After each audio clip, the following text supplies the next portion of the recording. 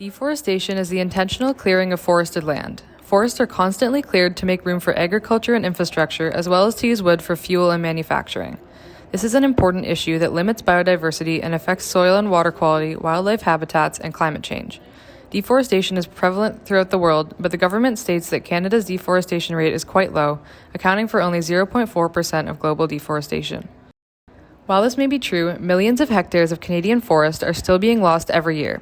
From 2001 to 2022, Canada lost 48.9 million hectares of tree cover, equivalent to 4.4 million football fields each year for the past 21 years. I chose this issue because I believe it's important to act now on deforestation in order to reduce carbon emissions around the world.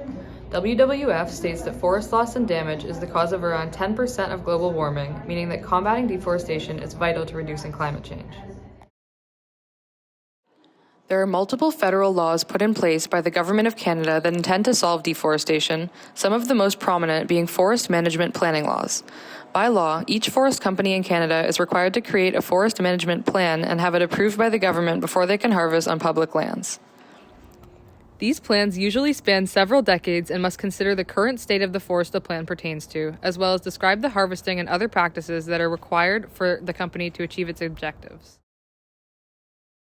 A provincial law that contributes to deforestation is the Manufacturing Jobs Fund created by the British Columbia government. It is an $180 million fund to support organizations in industrial and manufacturing projects and protect thousands of well-paying jobs for people in BC. Through this fund, the government's main focus is to advance the wood manufacturing sector in the province and to protect and create forest jobs.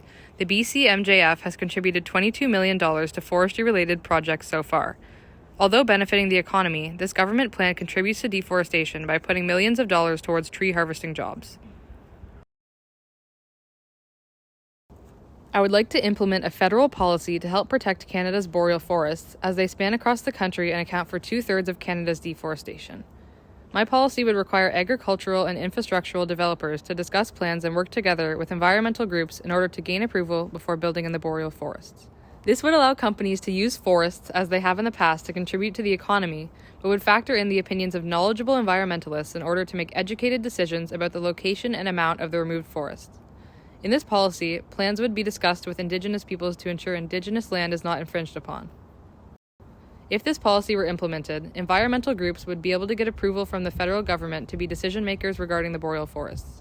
Developers would then be able to reach out to approved organizations to discuss using the forest in a controlled and conscious manner, thereby reducing deforestation. Canada's boreal forests store twice as much carbon as tropical forests and store 27 years' worth of the world's carbon emissions from fossil fuel consumption. This demonstrates how effective my policy would be because it would protect the boreal forests that are vital in regulating the carbon footprint on not only a federal level but a global level.